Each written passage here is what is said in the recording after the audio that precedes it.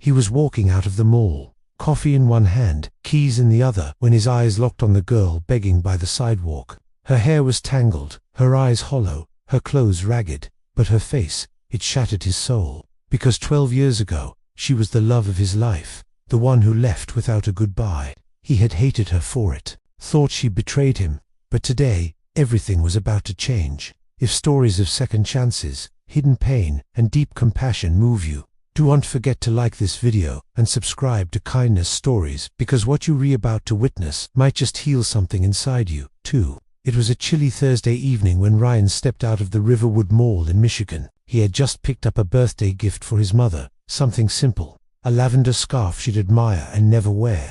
At 30, Ryan had built a quiet, successful life. He was an engineer, unmarried, and the kind of man who rarely smiled without reason. His co-workers called him dependable, responsible, never reckless, but those who knew him closely, which weren't many, said he'd never been the same since high school.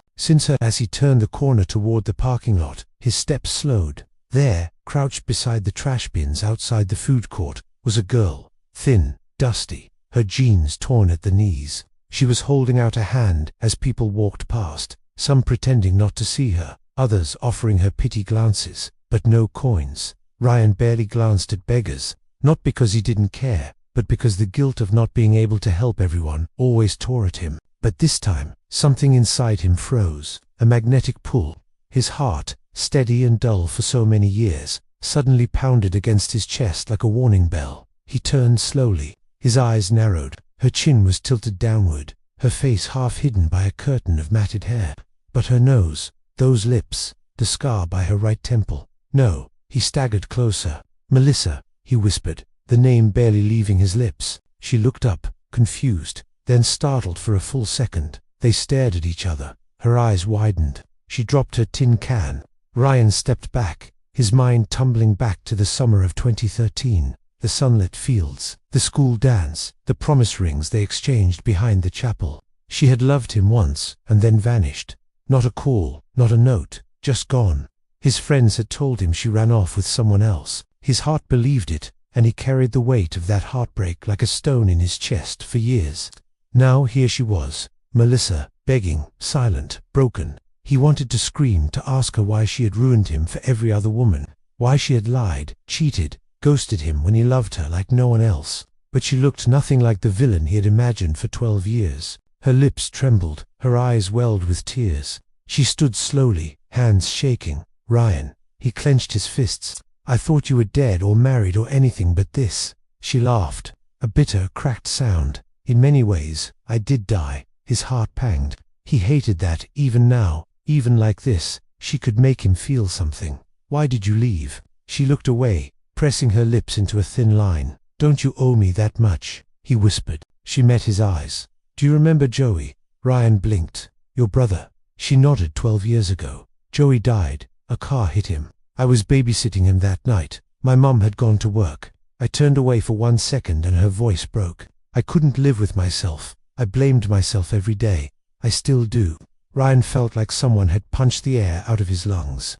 Melissa wiped her tears, continuing, I was too ashamed to tell anyone.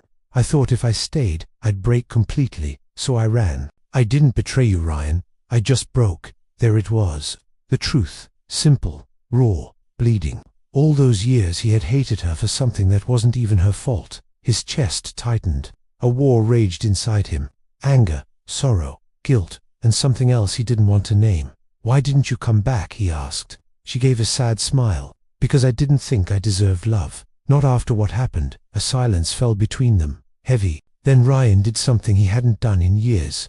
He reached forward and held her hand. She gasped. What are you doing? Helping you, he said simply. Just like you once helped me believe in love. Melissa sat quietly in the passenger seat of Ryan's truck as he drove through the quiet streets. She clutched a borrowed coat around her frail body, her fingers trembling, not just from the cold, but from years of trauma. The heater hummed low, and for the first time in years, she felt warmth that wasn't from sunlight or dirty steam vents outside grocery stores. He took her to a nearby diner, not fancy, but clean and private. They sat in the corner booth. She ordered soup and water. He ordered coffee black. As she ate slowly, Ryan just watched her, studying her face. the way she winced with every movement. Life had been cruel to her. "Where have you been all these years?" he asked gently. "Everywhere," she said. "Homeless shelters, bus stations. For a while, I cleaned houses. Then I got sick, fell behind on everything. One thing led to another." He swallowed hard. "You never reached out to anyone." She looked down. "Pride is a strange thing, and shame is worse." Ryan remembered how stubborn she used to be, brave to a fault. The kind of girl who would punch a guy twice her size if he mocked her friends. She wasn't the type to beg, and yet here she was. Do you still blame yourself for Joey?" Her eyes watered every day. Ryan leaned forward. "You were 16. It was an accident. You didn't kill him, Mel." She flinched at the nickname. No one had called her that in over a decade. He continued, "He wouldn't want this life for you. You know that." She wiped her eyes.